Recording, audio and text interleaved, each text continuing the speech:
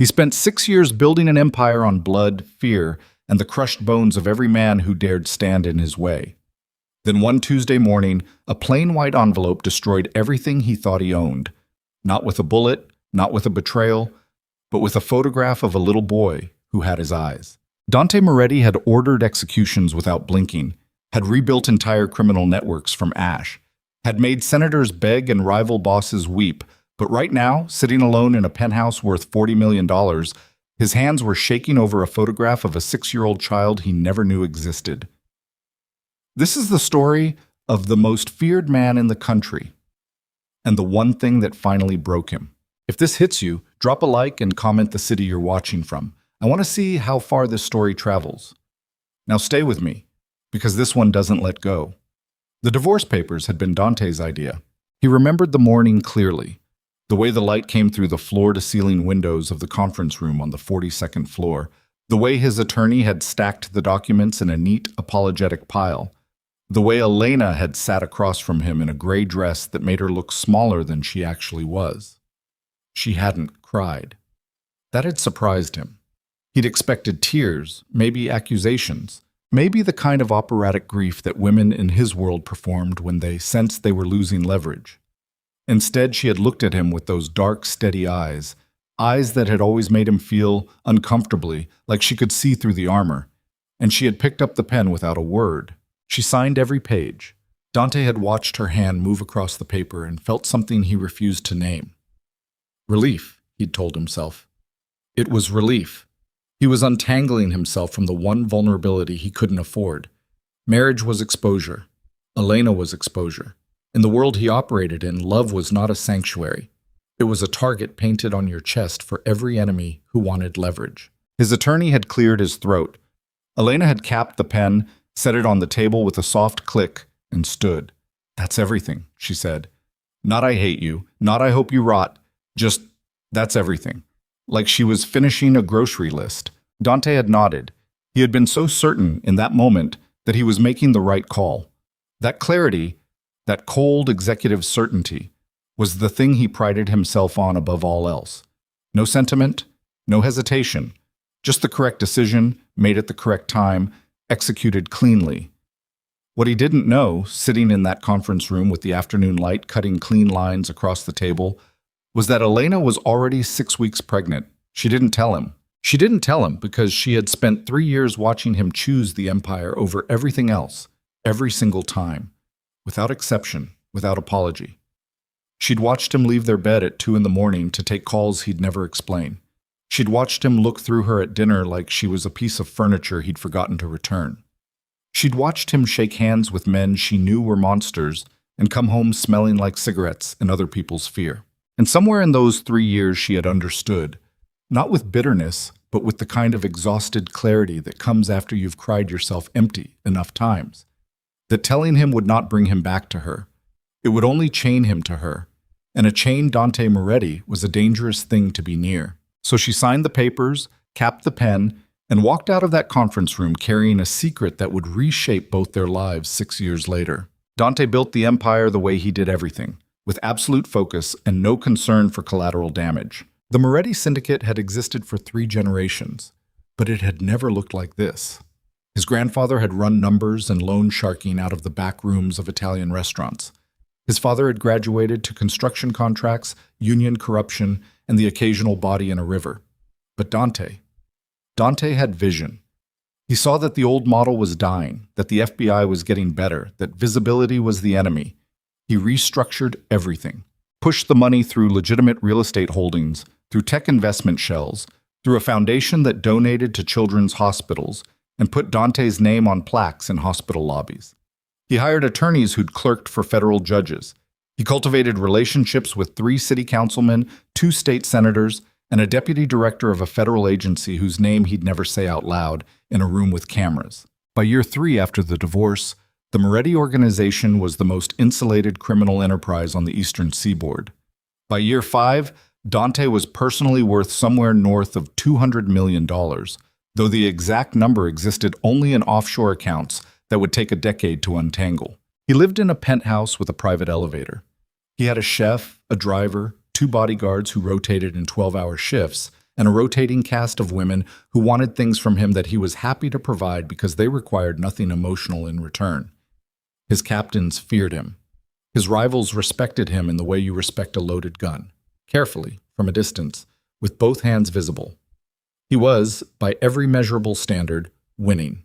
And yet, there were mornings, not often, but they came, when he'd stand at the window with his coffee going cold in his hand and look out at the city he'd spent years learning to control and feel absolutely nothing. Not satisfaction, not pride, just a flat gray nothing, like looking at a painting in a language you don't speak.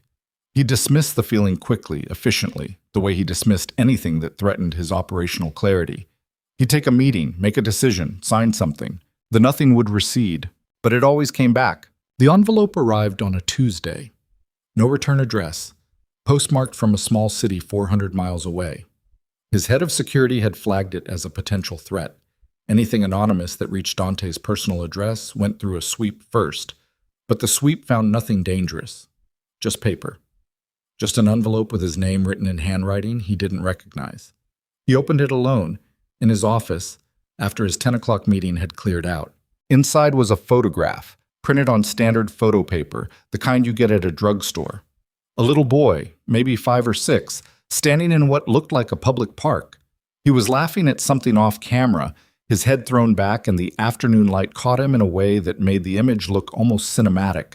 He was wearing a blue jacket and had a smudge of what might have been ice cream on his chin. And he had Dante's eyes. Not similar to Dante's eyes. Not reminiscent of. Dante's eyes. The exact shape, the exact dark intensity, the precise heaviness of the brow that Dante had seen in every mirror for 41 years. His hands had gone still. Behind the photograph was a single page, handwritten, in Elena's measured script. He recognized her handwriting before he registered the words. Dante. His name is Nico. He is 6 years old. He is healthy and happy, and he asks about his father sometimes, and I have run out of answers that don't hurt him. I am not writing this to punish you or to want anything from you. I am writing this because he deserves to know you exist, and because I think, I hope, that somewhere inside the man you've become, you still have the capacity to be something more than what you've chosen to be. If you want to meet him, I will arrange it. If you don't, I will understand and I will never contact you again. The choice, as always, is yours. E. Dante read the letter 3 times. Then he sat down, just dropped into his chair like the muscles in his legs had suddenly forgotten their job, and stared at the photograph for a long time. The boy's laugh, the smudge of ice cream, the eyes, his eyes. He thought about Elena in that gray dress, capping the pen with that soft click. He thought about 3 years of dinners he'd eaten without tasting. He thought about the thing he'd felt when she walked out of the conference room, the thing he'd called relief, and understood, sitting here now with his hands still, and the photograph blurring slightly because his vision was doing something embarrassing. That relief had never been the right word. The right word was loss. He'd just been too stubborn and too stupid to recognize it at the time. He didn't call his attorney. He didn't call his head of security. He didn't run a background check on the postmark or have the letter analyzed for psychological profiling, which was something he would absolutely have done in any other circumstance. He called Elena's number from memory. It had never left him, which was its own kind of confession, and she answered on the 3rd ring. I got the envelope, he said. A pause. I know. Why now? Another pause, longer. Because he started asking questions I can't keep deflecting. He's smart, Dante. He's very, very smart. And he's going to figure out that I've been protecting him from something. I'd rather he hear the truth from you than construct his own version of it. Dante looked at the photograph. The boy, Nico, was still laughing at that thing off camera. He stopped. Started again.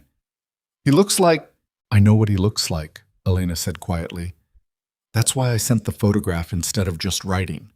He pressed his thumb against the edge of the photograph, against the border of the boy's blue jacket. I want to meet him, Dante said. I know you do. Her voice was careful, not warm, not cold, carefully neutral in the way of someone who has thought about this conversation 100 times and decided that emotion is a luxury she can't afford right now. But I need you to understand something before we go any further. This is not a negotiation. This is not a deal. If you come into his life, you come in with the intention of staying. If you disappoint him, once, Dante, just once, you lose us both, permanently. And I am not making that threat. I am stating a fact. Dante, I understand. Do you? And there it was. The first crack in the careful neutrality, just a hairline fracture, but he heard it. Because the man I was married to was very good at understanding things in the moment and then doing exactly what was convenient for him afterward. The words landed. He didn't deflect them. I know, he said. Silence on the line. The city hummed 40 floors below him. Saturday, Elena finally said. Riverside Park. 11 in the morning. Come alone. And for the love of everything, Dante, dress like a normal person. He didn't sleep Thursday. Barely slept Friday. He stood in his closet at 8 o'clock Saturday morning staring at racks of suits that cost more than most people's cars and realized he didn't own anything that looked like a father. He ended up in dark jeans, a simple gray Henley, a jacket that his stylist had once called approachable. He looked at himself in the mirror and barely recognized his own face, not because of the clothes, but because of the expression. He couldn't remember the last time he'd looked uncertain. His driver took him to the east entrance of Riverside Park, and he got out alone, hands in his pockets, and walked the path toward the lake. It was a clear morning, cool, the kind of early autumn day that smells like something ending. Joggers passed him. A couple walked a dog that kept pulling at its leash. Normal people doing normal things in the normal world that Dante Moretti had spent 20 years making sure he never had to live in. He saw them before they saw him. Elena was sitting on a bench near the duck pond, a paper coffee cup in both hands, watching a small figure at the water's edge. The boy was crouched down, tearing pieces off a slice of bread and throwing them with the maximum possible enthusiasm into the water. Every time a duck surged forward to grab a piece, Nico let out a sound of pure, uncomplicated delight, a laugh so clean it seemed to belong to a different world than the one Dante inhabited. Dante stopped walking. He stood on the path maybe 30 feet away and just looked. He counted the seconds without meaning to. The boy threw another piece of bread, laughed again, turned to say something to Elena, who smiled in a way that Dante had not seen her smile in a very long time. He became aware, standing there, that his chest hurt. Not physically. Something deeper. Something that didn't have a clean name in the vocabulary he'd built for himself. Elena saw him. She didn't wave. She just held his gaze for a moment, then looked back at Nico and said something quiet. The boy turned around. Dante watched his son look at him for the first time. Nico was small, smaller than Dante had somehow expected, even knowing he was 6, with dark hair that needed cutting, and Elena's jaw and Dante's eyes. He stared at the man on the path with an expression of frank, unguarded evaluation that children are capable of, and adults spend their whole lives trying to recover. Then he walked over. Just walked straight over, bread still in his hand, without hesitation or performance. "Are you my dad?" he asked. The most feared man in 3 states stood on a park path and could not find a single word. "Mom said you might come today," Nico continued, apparently unbothered by the silence. "She said you've been very busy." He said this with the matter-of-fact tone of someone who has been given this explanation many times and has quietly reserved judgment on it. Dante crouched down so they were eye level. This close, the resemblance was almost violent in its precision. "Yeah," he managed. "I'm your dad." Nico considered this, then, "How come you never came to my birthdays?" And there it was. Not thrown as an accusation, just asked plainly the way a 6-year-old asks things, without the filters that adults construct to protect each other from the truth. Just a simple, direct question that landed in Dante's sternum like something blunt and heavy. He didn't reach for an excuse. He didn't manufacture a story. He looked at his son's face, at those eyes that were indisputably his, and said the only honest thing he had. "Because I didn't know about them. And that's something I have to live with." He paused. "But I'm here now." Nico processed this with the seriousness it deserved. Then he held out a piece of bread. "You can help me feed the ducks if you want," he said. "They really like the crust part." Dante took the bread.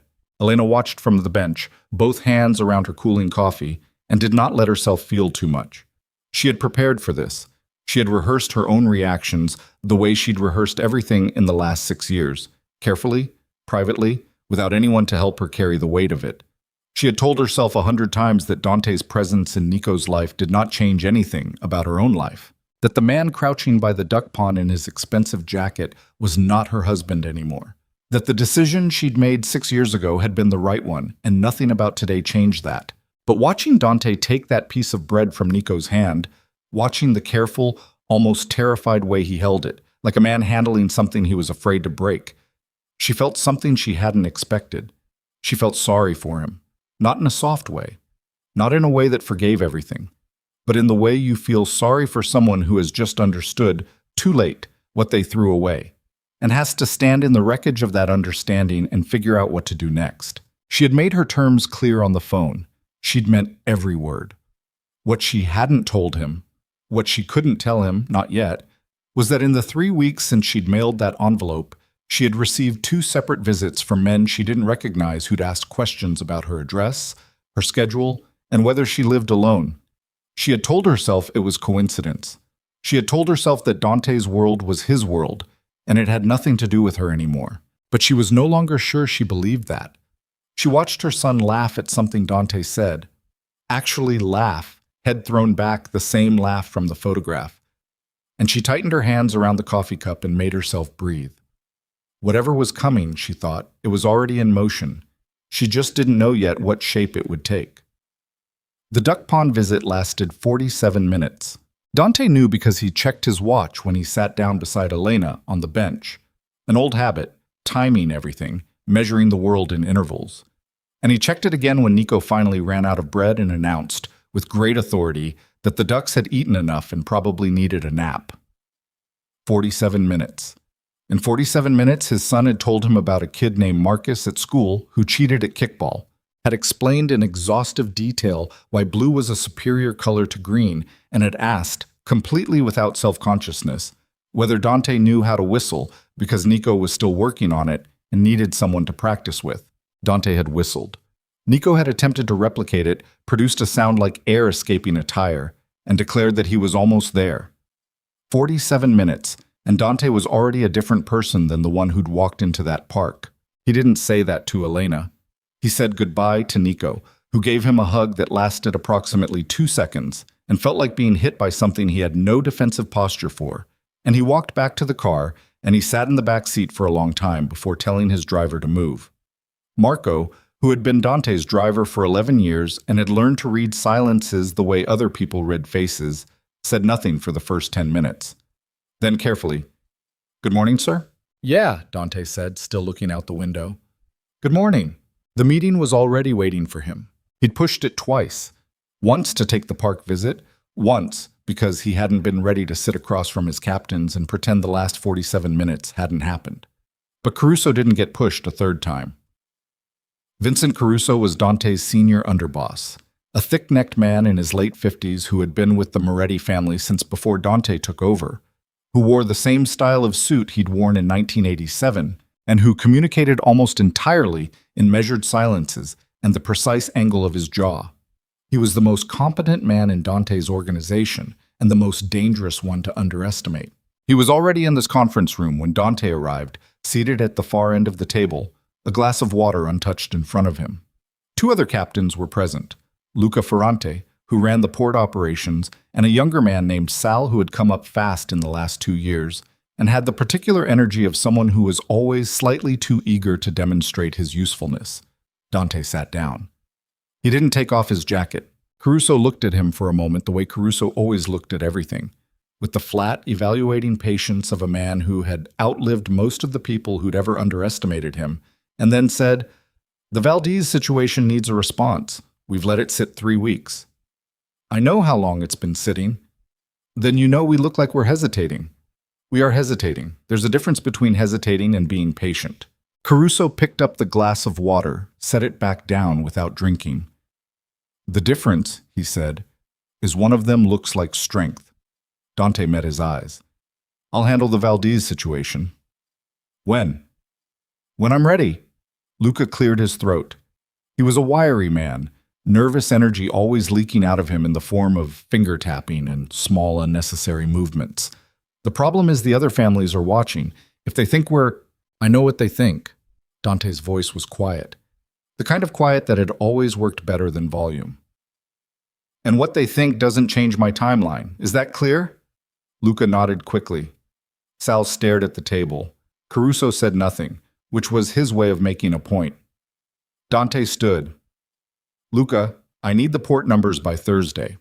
Sal, the Harrison Street situation gets resolved this week. Quietly. No bodies. I mean that literally. Vincent. He paused. Walk with me. The hallway outside the conference room was empty. Dante walked to the window at the far end. It looked out over the loading bays of the legitimate shipping company, whose third floor served as the organization's operational hub, and stood there with his hands in his jacket pockets. Caruso stood beside him. Both men looked at the trucks below. Say it, Dante said. You want me to say something? You've been wanting to say something since I walked in. Caruso was quiet for a moment, then, you went to see her. It wasn't a question. Dante had told no one, but Caruso had been in this business long enough that he had sources inside sources, and Dante had known, on some level, that the visit would get back to him within the day. Yes. And the boy? Yes. Another silence. Below them, a forklift moved a pallet of crates. Normal, everyday commerce. The machinery of the cover story. Dante. Caruso rarely used his first name. The fact that he used it now meant something. I've been with your family for 30 years. I held you at your father's funeral when you were 19 years old, and you didn't know yet how to be what this required you to be. I say this with respect and with genuine loyalty. He turned to look at him directly. Do not let sentiment compromise what we have built. Dante kept his eyes on the trucks. It's not sentiment. Then what is it? It's a correction. Caruso's expression didn't change, but something behind it shifted. Something subtle and not entirely comfortable. A correction, he repeated. I have a son. That changes the calculation. It changes your personal calculation. It does not change the operational reality. The Valdez family is testing us. 3 of our shipping contracts are under federal scrutiny. We have a window, a narrow one, to reinforce our position before... I know the window. Dante turned to face him. And I'll act inside it, but not today. Today I have a school performance at 4 o'clock. The silence that followed was a different kind than before. Caruso looked at him for a long moment. A school performance. Nico's class is doing something. Elena sent the time. Dante held Caruso's gaze. I'm going. Caruso pressed his lips together, nodded once. I see. Good. Dante moved toward the elevator. Reschedule the Valdez conversation for Friday. He didn't look back, but he could feel Caruso watching him all the way down the hall. And in the weight of that gaze, in the particular quality of his senior underboss's silence, Dante heard something he hadn't heard from Vincent Caruso in 20 years. Doubt. The school performance was a disaster in the best possible way. 23 first graders performing some kind of musical theater piece about seasons, each of them visibly overwhelmed by the presence of parents, fully committed to their costumes, and roughly 40% aligned with the music the teacher was playing. Nico was a tree in the autumn segment. He had brown construction paper leaves taped to his arms, and a concentration on his face so intense that Dante, seated in a tiny plastic chair in the 3rd row, felt something happen in his chest that he could only describe as catastrophic. Elena sat beside him, 2 seats apart, her posture straight, her expression carefully parental. Proud, warm, present. She had dressed up slightly, which meant a blue blouse instead of the casual jacket from the park. She smelled like something clean, coffee and something floral. He did not think about that. When Nico spotted them in the crowd, his face changed in a way that was impossible to be neutral about. He'd expected to see his mother, the fact that his father was also there, that the man from the duck pond had actually come, hit him visibly, in real time, like a small detonation of something good. He nearly lost a leaf waving. Dante waved back. Elena noticed. She said nothing, but she reached into her bag for something, which was her version of giving him a private moment. Afterward, in the hallway, while other parents collected their construction paper children, Nico grabbed Dante's hand without preamble and pulled him toward the hallway bulletin board to show him a drawing that had been pinned there for 2 weeks. It was a family portrait, crayon on manila paper, clearly rendered before the park visit. There was a woman with dark hair, Elena, unmistakably, and a small figure that was Nico, and in the space where a father might have been, there was a blank. Not a scribbled-out blank, just a space, left deliberately empty, because the boy hadn't known what to put there yet. Nico looked at the drawing, then up at Dante, then back at the drawing. "I didn't know what you looked like," he said, matter-of-factly. "I could fix it now if Mrs. Okafor lets me." Dante stared at the blank space in that drawing for a beat too long. "Yeah," he said. His voice came out wrong, rougher than intended. "You could fix it." 3 days later, Caruso called a meeting Dante hadn't authorized. He found out about it at 7 in the morning, when his head of security, a former military man named Reese, who communicated exclusively in bullet points and blunt assessments, came to his penthouse and informed him that Caruso had convened Luca, Sal, and 2 of the port captains at the Harrison Street location the previous evening. No agenda sent to Dante. No notice. Dante was standing at the kitchen counter with a coffee he hadn't tasted yet. "How long?" he asked. 2.5 hours, Reese said. "We had a man on the door. Caruso swept for recording devices before they started." "Who else?" "Just the 5 of them, plus a man none of ours recognized. Arrived separate, left separate. We didn't get a clean ID." Dante set the coffee down. He looked out the window at the city below. Same view he'd stood at 100 mornings, feeling that gray nothing, and ran through the implications with the efficient coldness that had always been his greatest operational asset. An unauthorized meeting, a sweep for bugs, an unknown outside party. These were not the behaviors of loyal men having an informal conversation. "Don't move on anyone," he said. "Don't let them know we know. I want everything on Caruso for the next 72 hours. Calls, movements, contacts, everything." Reese nodded. "And if it's what it looks like?" Dante picked up his coffee. "Then I'll deal with it the way I deal with everything." He said it with the voice he'd always used for those conversations. Flat, final, carrying the specific gravity of a man who had dealt with things before and would again. But even as the words came out, some part of him registered the new complication underneath them. 6 months ago, dealing with it would have been straightforward. A message sent through the appropriate channels. A problem removed, clean and cold. Now there was a boy with construction paper leaves on his arms who still wanted to fix a crayon drawing, and the calculation was not as clean as it used to be. He told Elena about it on the phone that night. He hadn't planned to. He'd called to confirm pickup time for Saturday. Elena had agreed to supervised day visits, carefully structured, building towards something neither of them had named yet. And somewhere in the conversation, without quite deciding to, he said, "There may be some instability on my end. I want you to know about it." She was quiet for a moment. "What kind of instability?" "Internal. I'm handling it." "Dante." Her voice had that careful quality again. "Are we in danger?" He thought about the 2 men who'd visited her building 3 weeks ago, which Reese had flagged in a report that Dante had not yet been able to fully attribute. He thought about the unknown party at Caruso's unauthorized meeting. "I don't know yet," he said. "I want you to change your routine. Don't be predictable. Different times, different routes." "You're scaring me." "Good." Scared is alert. Alert is safer than comfortable. A long silence. "This is why I left, Dante. Not angry, not even accusatory, just tired in a way that had depth to it. This is exactly this. I know. Knowing doesn't fix it." "No," he said, "it doesn't." She hung up first. He sat with the dead phone in his hand and listened to the city outside his window doing what cities do, moving, grinding, indifferent, and made 2 decisions simultaneously. The first was that he needed to move on Caruso before Caruso moved on him. The second was that he needed to get Elena and Nico somewhere harder to reach, without telling Nico why, and without frightening Elena more than he already had. Both decisions required him to be the man he'd been before the envelope. He wasn't sure yet whether that man was still available. The confrontation with Caruso happened on a Wednesday, in the back room of a restaurant they'd used for private conversations for a decade. Dante arrived first. He was alone, which was a calculated risk. If Caruso was further along in whatever he was building than Dante believed, being alone was an exposed position. But bringing security sent a signal that would end the conversation before it started, and Dante needed to hear what Caruso said when he still thought he had the upper hand. Caruso arrived at 7. He sat down. He ordered nothing. A man who doesn't order in a restaurant he's visited 100 times is a man who doesn't intend to stay long. Dante looked at him across the table. "Tell me about Thursday night," Dante said. The fraction of a pause was enough. "Operational meeting. Luca had concerns about the port. You swept the room."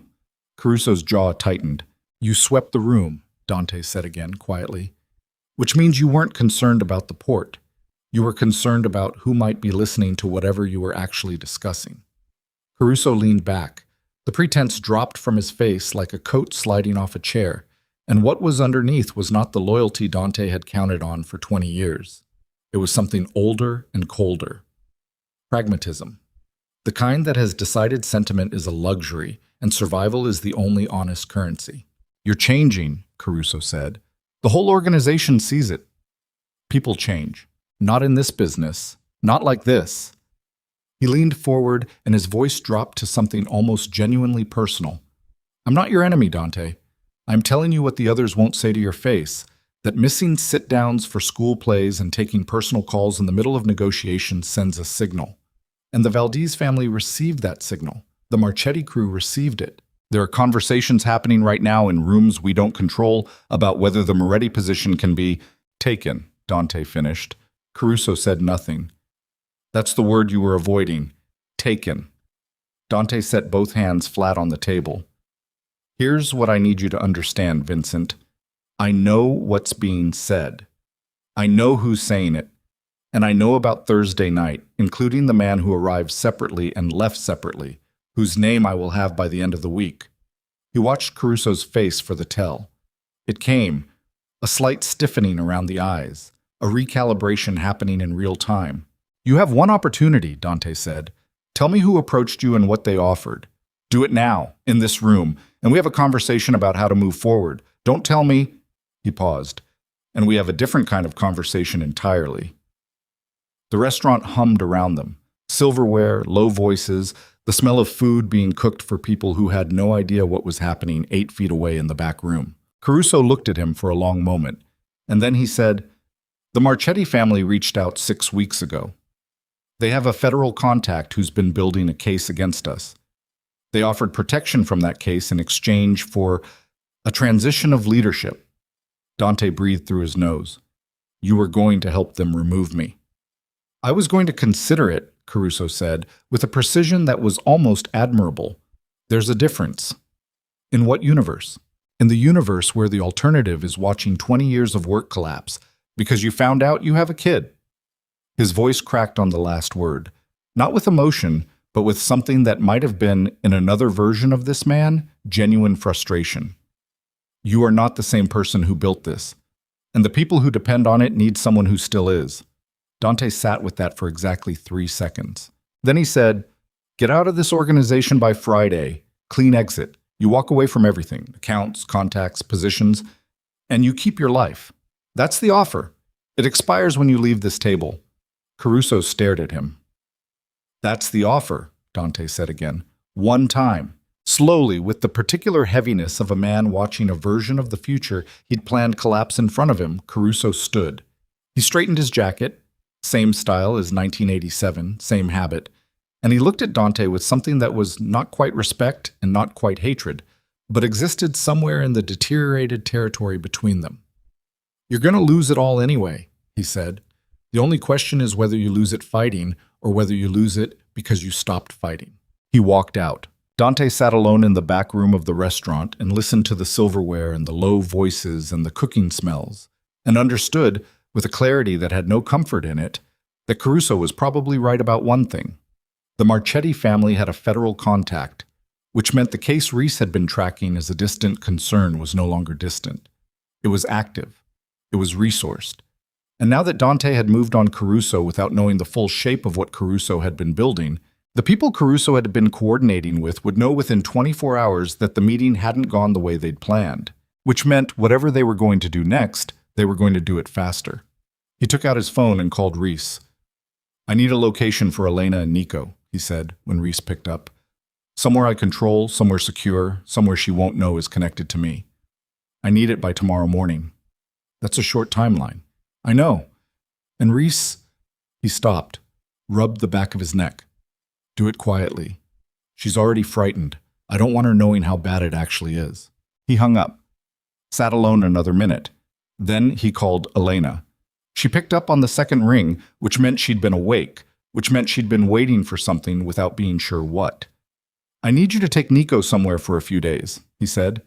The pause that followed had a specific texture. "How few?" "I don't know yet." "Dante." "Elena." His voice came out harder than he intended, and he moderated it. "I need you to trust me, just this once. I know I have not given you a lot of reasons to trust me, and I understand what I'm asking, but I need you to take Nico and go where I tell you to go, and I need you to do it tonight." The silence stretched. "Is he in danger?" she asked. Not panicked, just direct, asking the exact question that mattered. He thought about the Marchetti family's federal contact. He thought about the unknown man at Caruso's meeting. He thought about the two men who'd visited her building 3 weeks ago. He was about to say, "I don't know," which was the truthful answer. But before he could, his phone buzzed with an incoming message from Reese. He glanced at the screen. It was a photograph. Security camera footage, timestamped from 40 minutes ago. 2 men he didn't recognize standing outside Elena's building. Not the same 2 men from before. Different ones. "Yes," he said into the phone. "He's in danger. Pack a bag. I'll be there in 20 minutes. He was already standing, already moving toward the door, already running the angles of every exit and every threat vector in the city between the restaurant and Elena's apartment, when his phone buzzed again. This time it was a number he didn't recognize. He almost let it go to voicemail. Something made him answer. The voice on the other end was calm, male, and completely unfamiliar. "Mr. Moretti," it said, "we have a mutual problem. I think you already know what it is, and I think you know that whatever you're planning to do in the next 20 minutes isn't going to be enough." Dante stopped walking. "Who is this?" he said. "Someone who's been watching Vincent Caruso for 6 months for reasons that have nothing to do with you, and who just watched you have a conversation with him that changes everything for both of us." A brief pause. "My name is irrelevant. What's relevant is that I know where the Marchetti family's federal asset is embedded. I know the timeline of the operation against you, and I know that your son's mother was photographed leaving her building this morning by people who are not police. The street outside the restaurant was cold, clear, ordinary. People walking past with their hands in their pockets, their breath fogging in the autumn air, living in the clean world on the other side of everything Dante had built. "Talk," Dante said. "Not on the phone. I'll send an address." Another pause. "And Mr. Moretti, go to her building first. Go now. The men outside won't move until they have an order, but that order is coming." The call ended. Dante stood on the sidewalk for exactly 1 second, long enough to decide, and then he was running. He ran 4 blocks. Not because his car wasn't available. Marco was parked on the corner, engine running, 30 seconds away. But because running was the only thing his body knew how to do with the current moving through it. 4 blocks through autumn sidewalks, with his jacket open and his breath coming hard and people stepping out of his way, because something in the way he moved communicated clearly that this was not a man you wanted to be in front of right now. He hit the car door. Marco had it moving before Dante was fully in the seat. "Elena's building," Dante said. "Now. Don't stop for anything." Marco didn't ask questions. He never asked questions, which was the primary reason he was still alive and employed after 11 years.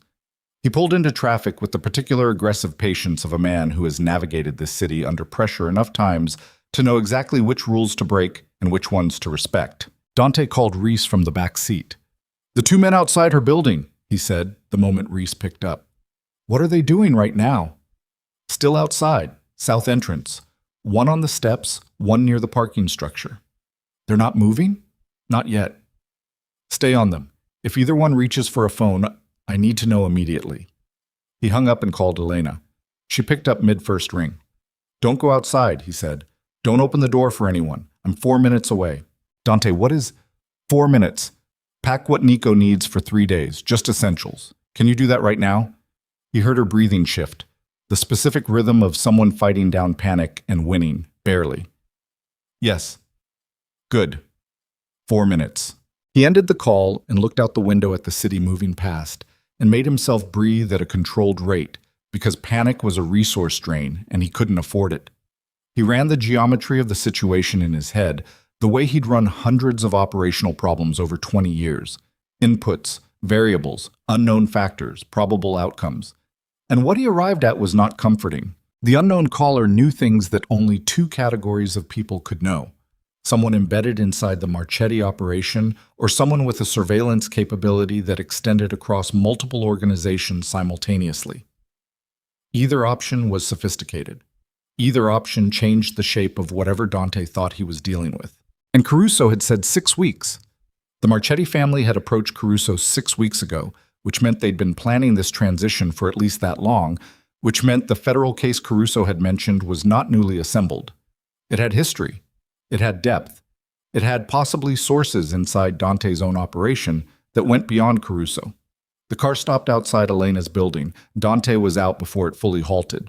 The man on the steps, young, thick through the shoulders, wearing a jacket too heavy for the weather, clocked Dante the moment he hit the sidewalk. Their eyes met. The man's hand moved toward his jacket and then stopped, because something in Dante's face communicated that this particular calculation should be reconsidered. Dante walked past him without breaking stride and went through the front door. He took the stairs. Elena had the bag packed. Of course she did. She'd had it sitting by the door before he even called, which meant she'd been expecting this. Not this specifically, but something like this, some version of the night that ends with a bag by the door, for longer than she'd admitted on the phone.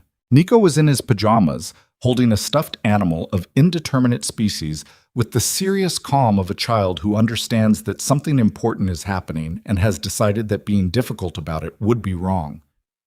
He looked at Dante when Dante came through the door and said, with extraordinary composure for a 6-year-old at 11 at night, "Are we going on a trip?" "Yeah, buddy," Dante said. He crouched down. "A short one. Can I bring Gus?" The stuffed animal. "Gus is mandatory." Nico nodded gravely, satisfied. He looked at his mother. "I need my blue socks." "They're in the bag," Elena said. "The ones with the stripes." "Yes, they're in the bag." Dante stood. He and Elena looked at each other across the apartment, across 6 years of accumulated distance and the 47 minutes at the duck pond and every phone call since, and the photograph that had started all of it.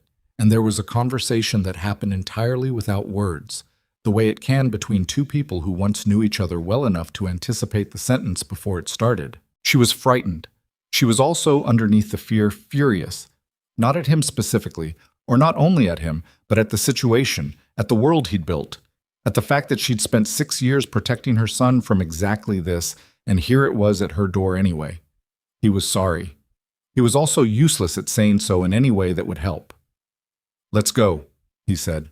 Marco drove them to a property on the city's eastern edge, a townhouse registered to a holding company that had no traceable connection to the Moretti organization, staffed by 2 people Dante trusted more than almost anyone alive, a woman named Iris, who had been his father's bookkeeper, and who possessed, underneath a grandmotherly exterior, the operational instincts of someone who had survived 3 regime changes in this organization without ever being implicated in anything, and a man named Dove, former private security, who communicated mainly through nods and was physically capable of ending most problems before they reached a door. Elena walked through the townhouse without comment. She assessed it the way she assessed everything, quietly, thoroughly, without showing what she concluded. She put Nico in the bedroom at the back, the one without street-facing windows, and stayed with him until he was asleep, which took 11 minutes because Nico was wired from the unusual night, but was fundamentally a child who trusted that his mother had things handled. Dante waited in the kitchen. He drank water because his mouth was dry, and coffee would have been too much. He sat at the kitchen table in his expensive jacket in an ordinary kitchen and looked at the ordinary refrigerator covered in ordinary magnets that Iris had put there because she believed in making spaces feel inhabited, and tried to identify what he was feeling underneath the operational momentum. It was something close to grief. Not the clean kind.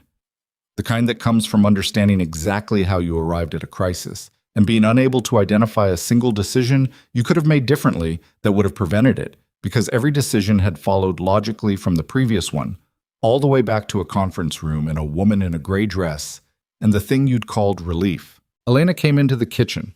She sat across from him. She did not have coffee or water or anything. She just sat down and put her hands flat on the table and looked at him. "Tell me," she said. "There's a faction inside my organization that's been working with a rival family to remove me. They may also have a federal asset. Tonight I confronted my senior underboss about it. He didn't deny it." "So they know you know?" "Yes." "And that makes us a potential pressure point." "Yes." She absorbed this. Her face didn't change, but her hands pressed slightly harder against the table surface. A small, controlled release of something she wasn't letting into her expression. "I have a contact I haven't verified yet," Dante said. "Someone who claims to know the shape of the operation against me. I'm meeting him tomorrow." "Alone?" "I don't know yet." "Dante." Her voice was steady in the way of something pulled tight. "I need to understand the actual level of danger, not the managed version, the real one." He looked at her hands on the table. He thought about what Reese had sent him, the second set of men outside her building, different from the first set, and thought about what that duplication implied. Planning, resources, a timeline that was already moving. "High," he said. "The danger is high." She closed her eyes for exactly 2 seconds, then opened them. "Okay? Okay? What do you need me to do?" He hadn't expected that. He'd expected the version of this conversation where she told him, with full justification, that this was exactly what she'd spent 6 years avoiding, and that every choice he'd made had led them here, and she couldn't protect their son from a life she'd never consented to enter. He'd been prepared for that version. He was not prepared for okay. "Stay here," he said. "Keep Nico in a routine as much as you can. Don't use your phone. Iris has a clean one you can use. Don't contact anyone outside this building without running it by me or Reese." She nodded. Then she said, quietly, in a different tone than before, more personal. The careful neutrality lowered slightly. "Are you going to be okay?" He looked at her for a moment. "I don't know yet," he said. She nodded again, as if that was acceptable, and stood up. She was at the kitchen doorway when he said her name. She stopped, but didn't fully turn. "I'm sorry," he said. "For all of it." She was quiet for a moment. "I know you are." She paused. "That's not the same as it being enough. But I know." She went to the room at the back of the house near their son, and Dante sat alone in the kitchen with the refrigerator magnets and the cold water and the weight of everything that was already in motion. The address the unknown caller sent was a parking structure in the warehouse district. Level 4, the northeast corner, midnight. Dante brought Reese and one additional man, both hanging back far enough to be useful without being visible. He understood this was potentially a trap. He also understood that not going was a different kind of trap, the kind where you die of what you don't know. The man was already there when Dante arrived. He was standing beside a concrete pillar with his hands visible, and his posture carrying the specific relaxed alertness of former law enforcement or military, someone trained to appear unthreatening while being neither. He was roughly Dante's age, early 40s, with a forgettable face and the kind of eyes that moved and cataloged constantly without appearing to. He was wearing a dark coat. He held no weapon that Dante could see, which meant either he was clean or he was very good. "Mr. Moretti," he said. "You have a name," Dante said. Not a question. "Garrett." No last name offered. "I work for an oversight body I'm not going to name, focused on organized crime network mapping, not prosecution, mapping. Understanding how organizations connect and where they're vulnerable. I've been surveilling the Marchetti family for 8 months. And Caruso. Caruso came up 4 months ago. When he made contact with the Marchetti family, I became very interested in what they were offering him." Garrett tilted his head slightly, "which is when I found out about the federal asset." Dante kept his face neutral. "Tell me about the asset." Garrett looked at him for a moment. "Before I do, I need you to understand what I'm doing here and what I'm not. I am not offering you protection. I am not making a deal. I have operational reasons for wanting the Marchetti network disrupted before a specific event in the next 30 days, and your situation has become relevant to that objective. So I'm a tool. You're a person whose interests currently align with mine. That's as warm as this gets. Dante almost smiled. Fair enough. The asset. Garrett reached into his coat, slowly, visibly, making sure Dante's hand stayed still, and produced a folded document. He held it out. Dante took it. He unfolded it. It was a personnel file, partial, with certain fields redacted, but enough. A name, a photograph, a position description. Dante read it once. Then he read it again because the first reading had produced a response he needed to verify before trusting. The federal asset embedded in the Moretti organization, the source who had been feeding case-building information to the FBI's Organized Crime Division for an estimated 14 months, was not Caruso, was not Luca, was not Sal or any of the port captains. It was Reese, Dante's head of security, the man who had been controlling all incoming threat intelligence for 4 years, the man who had told Dante about Caruso's unauthorized meeting, the man who Dante had just called from the car on the way to Elena's building and told, in explicit detail, where he was taking her, the man who was standing 40 feet away right now, at the edge of the parking structure, watching the meeting. Dante folded the document. He put it in his jacket pocket. He kept his face exactly where it was, neutral, unhurried, a man processing information in an orderly way, because Reese was 40 feet away and capable of reading micro-expressions at distance. 20 years of surviving in this world had trained Dante to perform stillness under conditions that would produce visible panic in anyone else, and he called on every year of that training now, because what was happening inside his chest was neither still nor orderly. 14 months. Reese had been feeding information for 14 months. Every threat Dante had been warned about in that period. Every operation Reese had flagged as compromised. Every rival move Dante had been positioned to counter. Every piece of intelligence Dante had used to make decisions had been filtered through a man who was simultaneously transmitting the organizational map to federal investigators. And Dante had put Elena and Nico's location in Reese's hands 40 minutes ago. He breathed through his nose. In for 4 counts. Out for 4 counts. A technique he'd learned from a man who is probably dead now, used for the first time in years, because the alternative was doing something right here in this parking structure that would eliminate the only person who currently knew where his family was. How current is this? He asked Garrett. His voice was even, professionally even. The kind of even that costs something. The file is 6 weeks old. The intelligence suggests he's still active. Does he know you have this? No? Does anyone else know you're here tonight? Garrett paused 1 beat too long. No. Dante looked at him. That pause. Garrett's expression shifted. The first genuine thing in it since they'd started talking. Something that might have been reluctant respect. There's a secondary surveillance team. They're not here for you. They're here for me. My organization monitors meetings like this for oversight reasons. Are they recording? Yes. Dante thought about what that recording would contain. His face. This conversation. The document Garrett had just handed him. Depending on what framework Garrett's unnamed organization operated under and what they chose to do with what they recorded, tonight could be either protection or additional exposure. He decided it was a problem for later. Right now, there was only one problem. I need to make a call, he said. I assumed. He walked 4 paces away and turned his back and took out his phone. He did not call the number he had for Reese. He called Marco. Marco answered immediately. Sir, the townhouse. Right now. Don't call ahead. Don't use your radio. Go directly there, and don't let anyone inside who isn't already inside. Do you understand me? A beat. Marco understood enough not to ask. Yes, sir. Move. He hung up. He stood with the phone in his hand and looked at the concrete floor of the parking structure and did the mathematics. Marco was 18 minutes from the townhouse. Reese, if he'd already made a call, could have a response there in 15. 13 minutes if the response was already staged nearby. Dante did not know whether Reese had heard enough of the conversation with Garrett to act immediately, or whether he was still waiting for the meeting to conclude and for Dante to return before making any move. He turned around.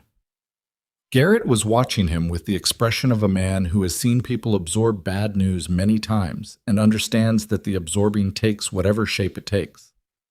"The man I came with tonight," Dante said. "The one standing by the east stairwell. I need him detained, not harmed. Detained, and his phone taken, for the next 40 minutes. Garrett considered this for a moment. "That's not a simple request." "I know. If I do that, you owe me something that isn't just aligned interests." "Name it. When this is over, when whatever you're about to do is done, I want a full accounting of the Marchetti Network's domestic operations. Everything you know." Dante thought about what that meant, what it cost. "Everything I know destroys what's left of my own organization along with theirs." "Yes," Garrett said simply. "It does." The city hummed below the open sides of the parking structure. Somewhere in it, in a townhouse with refrigerator magnets, his son was sleeping with a stuffed animal named Gus and blue-striped socks in a bag, trusting that the adults in his life had things handled. "Done," Dante said. Garrett took out his own phone and made a call of roughly 12 seconds. He said 2 sentences that Dante couldn't fully hear and then put the phone away. 40 minutes, Garrett said. "After that, I can't hold him." Dante was already moving toward his car. He drove himself, the first time in 4 years, because Marco was headed to the townhouse and there was no one else he trusted with the wheel right now, and the act of driving, the physical necessity of it, gave his hands something to do besides shake. He pushed the car through the late-night streets with precise, controlled aggression, taking the fastest route.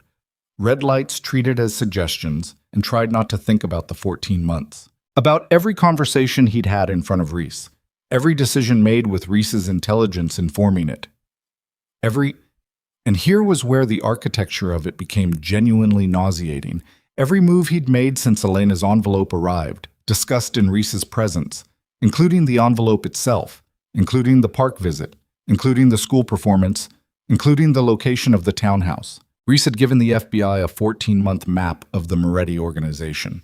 He had also, possibly, given the Marchetti family, through whatever arrangement existed between the federal asset and the rival organization, a real-time map of where Dante's family was sleeping tonight. He pressed the accelerator. The townhouse came into view at the end of the residential block. Lights on in the front. Marco's car at the curb, which meant Marco had made it. No other vehicles he didn't recognize. He pulled up, got out, and covered the distance to the front door in seconds. Iris opened it before he knocked. Her face told him nothing had happened yet. "Anyone come to the door?" he asked. "No one." "Marco?" "In the kitchen," he explained. "Not much, but enough." She stepped back to let him in. "Dante." She used his name the way Elena had used it, like something being handled carefully. The boy woke up when Marco arrived. "Elena's with him. He's asking for you." He stopped in the hallway. In the entire compressed catastrophe of the last 3 hours, the parking structure, the document, Reese's face at the edge of the concrete level, the 14 months, the drive, he had been operating in the pure executive register, the cold, clear zone where decisions get made and consequences are deferred. It was the zone that had kept him alive for 20 years, the zone he retreated to when everything else was chaos. But standing in the hallway of a townhouse with refrigerator magnets, being told that his 6-year-old son had woken up and was asking for him, the zone faltered. Not collapsed. He couldn't afford collapse, but faltered, genuinely, in a way it hadn't in a very long time. He walked to the back bedroom. He knocked once, softly. Elena opened the door. She looked at his face, and whatever she read there made her step aside without a word. Nico was sitting up in bed, Gus in his lap, his dark hair going in 4 directions, looking simultaneously very small and very alert in the way of children who wake up somewhere unfamiliar and are being extremely brave about it. "I heard a car," Nico said. "That was Marco," Dante said. He sat on the edge of the bed. "He's a friend." Nico processed this. Is something bad happening? Dante looked at his son.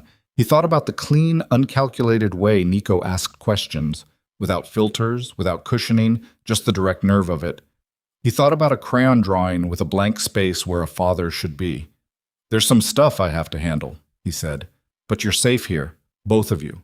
That I can promise." Nico looked at him for a long, serious moment with those eyes. Those exact eyes. And then he said, "Okay." And then, in the tone of someone making a practical decision, "You can stay in here if you want. There's room." Dante looked at Elena, who was standing in the doorway with her arms crossed and an expression he couldn't fully read. Too many layers, too much history, too much of tonight in it. She nodded slightly. He stayed. He sat in the chair beside the bed with his jacket still on and listened to Nico's breathing slow and deepen back into sleep, and he sat with the full weight of what was true tonight. Reese had burned him. The federal case was not coming. It was already built, already aimed. Caruso was gone, but the damage Caruso had helped architect was already structural. The Marchetti family would know by morning that their inside line had been compromised. And Dante had just agreed to give Garrett everything he knew about the Marchetti network, which meant agreeing to the end of the Moretti organization as a functional entity, which meant agreeing to the end of everything he had spent 20 years becoming. All of it over, or becoming over. The mechanism was already running, and sitting in a chair beside his sleeping son in a townhouse that smelled like Iris's cooking and someone else's ordinary life, Dante Moretti understood something that no amount of power or money or ruthless operational clarity had ever managed to teach him. The only thing he'd ever built that was worth keeping was breathing quietly 6 feet away, holding a stuffed animal named Gus, trusting that his father had things handled. He had one move left. It wasn't a mafia boss's move. It wasn't the move of the man who had made senators beg and rival bosses weep. It was the move of something he'd never tried to be before, and he didn't know yet if he was capable of it. But he was going to find out, because the alternative was watching it all come down on the people in this room, and that was the one outcome he would not survive. He took out his phone in the dark and opened a message to Garrett. 3 words. "I'm ready. Tomorrow." He sent it and put the phone away and sat in the chair until the room was fully quiet and his son was sleeping and the night outside the window was as still as anything in his life was ever going to be again. And then he closed his eyes and made himself breathe, because what was coming tomorrow would require him to be the most awake he had ever been. Not as the man the Empire had made him, but as something the Empire never had room for. A father with nothing left to lose and one person left worth saving everything for. He didn't sleep. He sat in that chair until 4 in the morning, listening to Nico breathe, and then he got up quietly and went to the kitchen and stood at the window with cold water and watched the street outside cycle through the particular emptiness of pre-dawn, the hour when the city belongs to no one, when even the things that move in darkness have gone still. He thought about Reese. He thought about 14 months. He thought about every conversation, every briefing, every threat assessment that had passed through Reese's hands, and simultaneously into a federal file somewhere. He tried to identify the moment, some specific exchange, some particular meeting, where he should have seen it. He couldn't find one. That was the thing about a genuinely good inside man. They didn't make mistakes you could catch. They made omissions so surgical you never felt the cut. At 5:15, Garrett responded to his message. An address? A time. 9 a.m. A different location than the parking structure. A diner, which meant public, which meant Garrett wanted witnesses to whatever Dante was about to agree to, or wanted Dante to feel safe enough to talk clearly. Possibly both. At 6, Marco knocked on the kitchen doorframe. He was holding 2 coffees from somewhere, which meant he'd left briefly and come back, which meant either the perimeter was clear or Marco had decided coffee was worth the risk, which told Dante something about Marco's assessment of the immediate threat level. "Anything move last night?" Dante asked. "Nothing on this block. Reese's car left the parking structure around 1 a.m. Marco set 1 coffee on the counter. "I ran the plate on the second set of men from her building. They're Marchetti." "I know."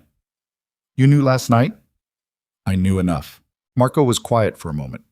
He was a careful man in the way that people who have worked in dangerous proximity to dangerous people for a long time become careful. Not timid, but deliberate, measuring everything before committing to it. "What do you need today?" Dante picked up the coffee. "I need you here, with them.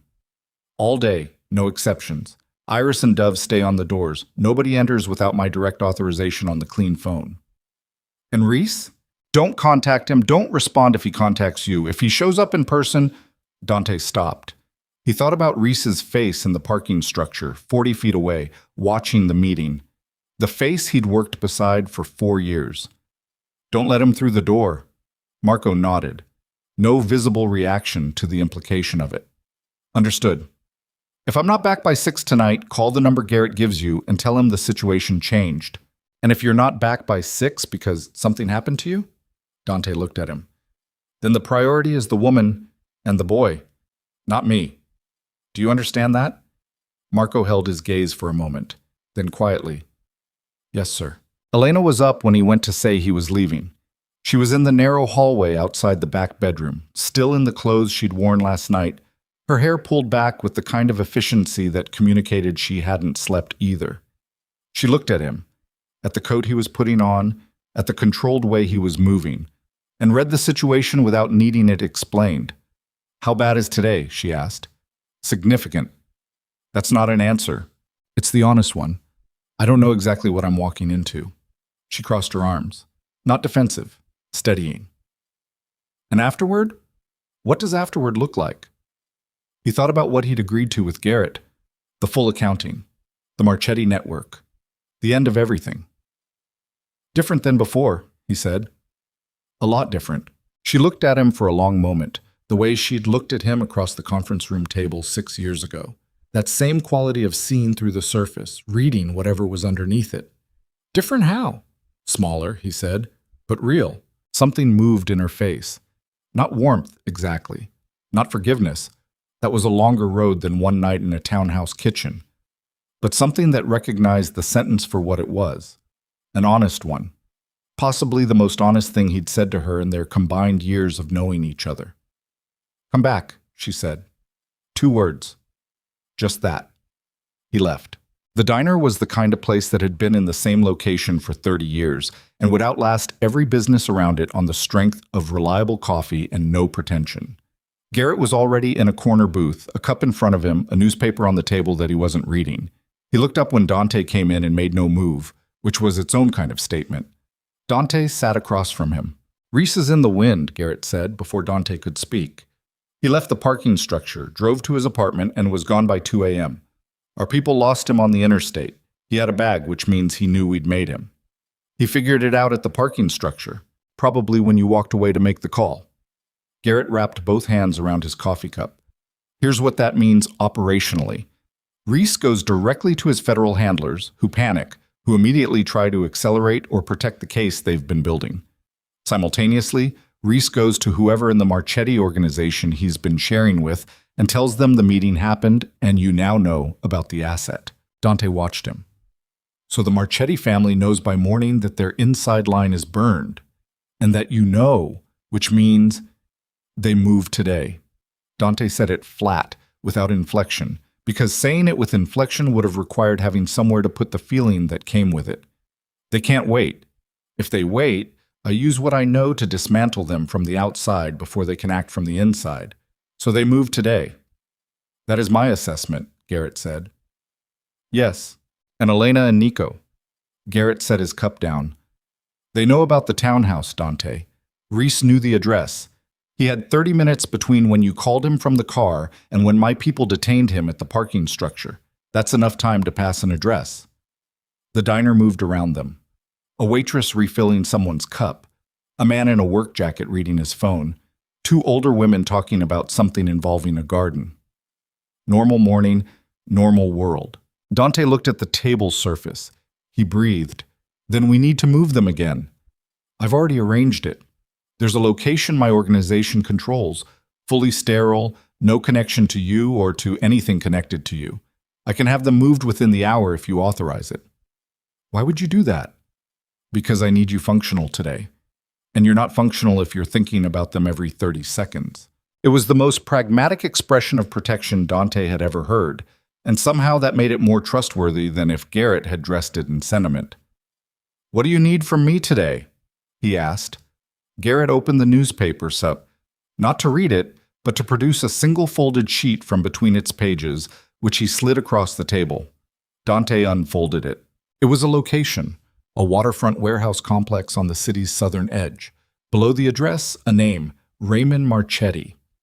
Not the family patriarch, the operating son, the one who actually ran the day-to-day structure, the one Dante had met twice at intermediary events, and assessed as intelligent in the way that men who've been handed power tend to be intelligent, effectively within limits, and deeply vulnerable to their own certainty.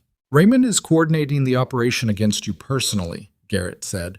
The patriarch stays clean. He always stays clean. That's how the family has survived 4 decades. Raymond does the work and the old man maintains deniability. If you want to end this, Raymond is the point of pressure. You want me to confront him. I want you to be present when I do. What you do or don't do in that room is your decision. Garrett paused. But I'll tell you what I know, which is that Raymond has spent the last 6 weeks building something that requires your organization to be either absorbed or destroyed in the next 72 hours. Caruso was the inside man who would have managed the transition. With Caruso gone, Raymond has to improvise. Improvised men make mistakes. Dante folded the paper and put it in his pocket beside the document from last night. 2 pieces of paper that together constituted the complete demolition of his life as it had existed for 20 years. He thought briefly about the version of himself who had sat in a conference room and slid divorce papers across a table with the serene certainty of a man who controlled everything. That man had not known what control actually cost. When? He said. 2 hours.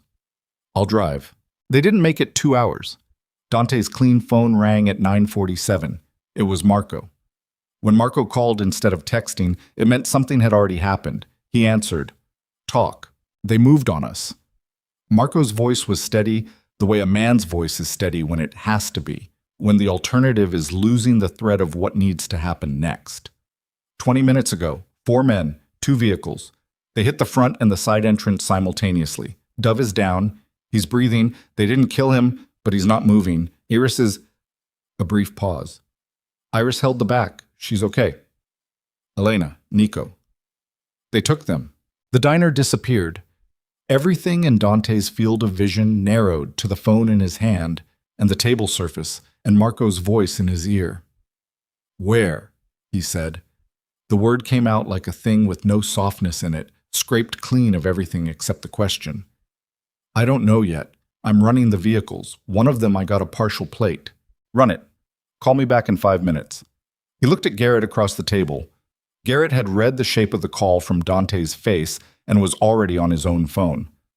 They hit the townhouse. They have Elena and Nico. Garrett said 2 sentences into his phone, listened, and said, Raymond's location. My people just confirmed he's there, which means he moved early, which means he's rattled. Rattled men run the play they prepared instead of adapting. And the play he prepared is to use them to bring you in. On his terms. On his ground. Garrett stood. He put money on the table without counting it, which means they're alive, and they'll stay alive until he has you in the room. Dante was already standing. He wants a meeting. He wants you to walk into that warehouse and hand him whatever leverage makes this go away on his terms. He thinks you'll do it because of the boy. Dante moved toward the door. He's not entirely wrong. He is wrong, Garrett said, following him, about what happens once you're inside. The waterfront complex was 4 interconnected warehouse buildings on a pier that had been commercially dormant for 3 years, the kind of location that exists in every major port city, perpetually in some phase of redevelopment that never quite materializes, which makes it permanently useful to people who need space without visibility. Garrett's people had a position established on the water side and one on the north end of the access road. Not tactical, observational, with communication capability. Whatever happened inside was happening without a coordinated extraction team, because coordinated extraction teams leave evidence trails, and Garrett had been very clear about the nature of his organization's involvement, adjacent, not participating. Dante understood. He'd operated in adjacent arrangements his entire career. He knew exactly what it meant.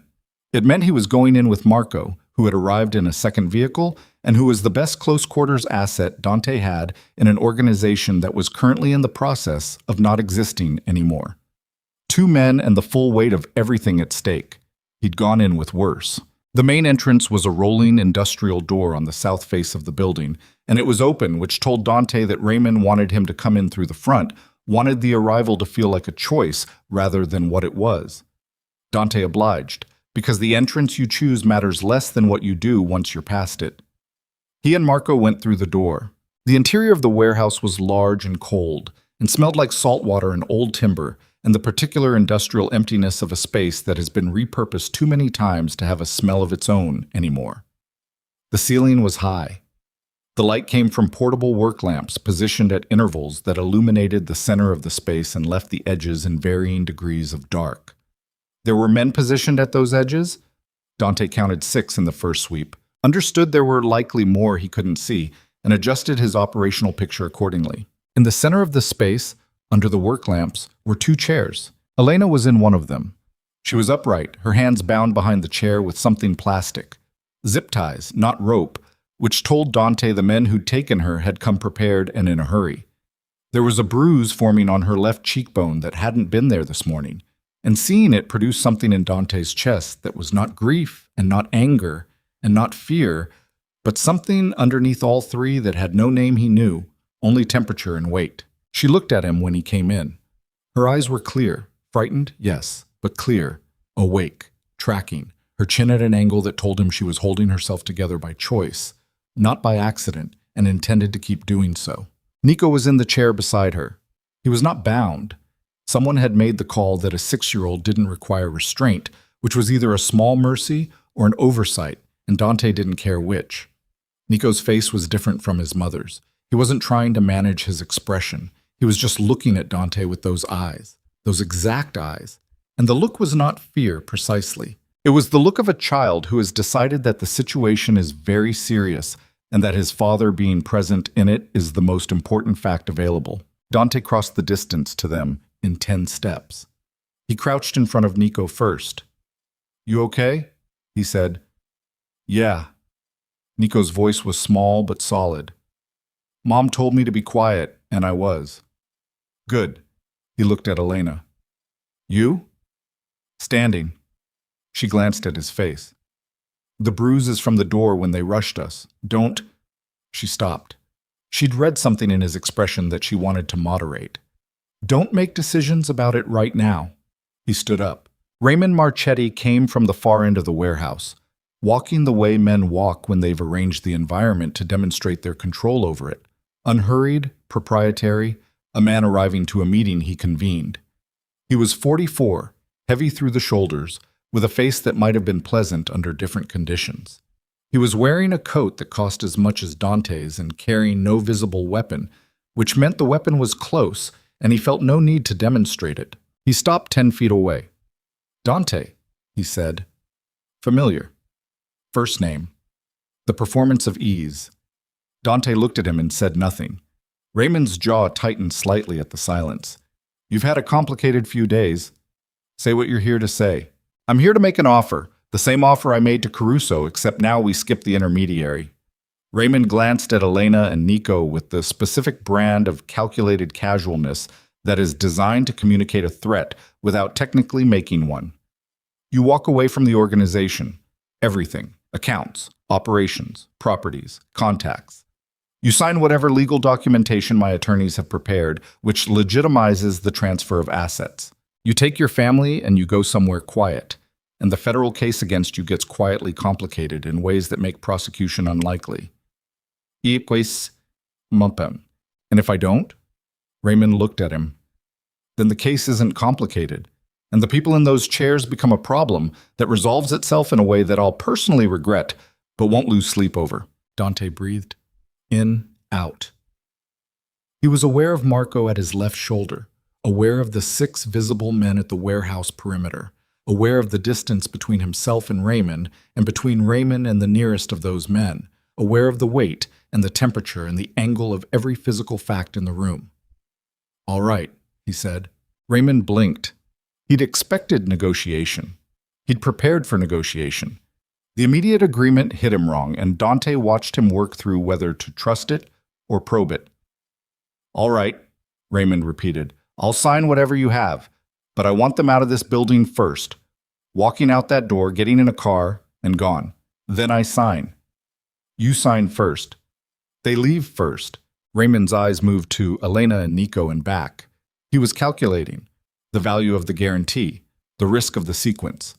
He wanted the signature more than he wanted leverage, because the signature was the clean ending, the untraceable transfer, The thing that made the acquisition legal, and the acquisition was worth more than whatever point he made by refusing. Fine, he said. 2 of my men drive them to a location of your choosing. Once I have confirmation they've arrived, you sign.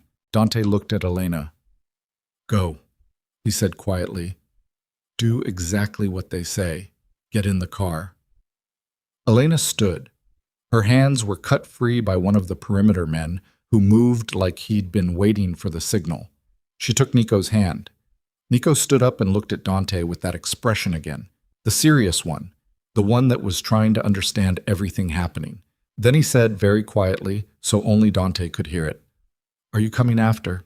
Dante crouched one more time. He put his hand on the side of his son's face, and he looked at those eyes, and he said the only thing that mattered, Yes, I promise. Nico held the look for a moment. Then he nodded. Once, grave and deliberate, a nod that accepted the promise and staked something on it, and turned to walk with his mother toward the door. Dante stood and watched them go.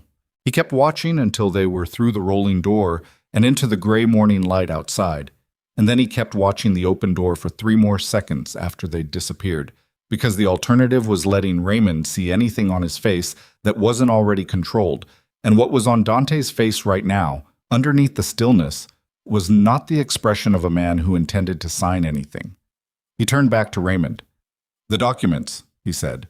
Raymond nodded toward an aide at the edge of the light, who approached with a leather portfolio.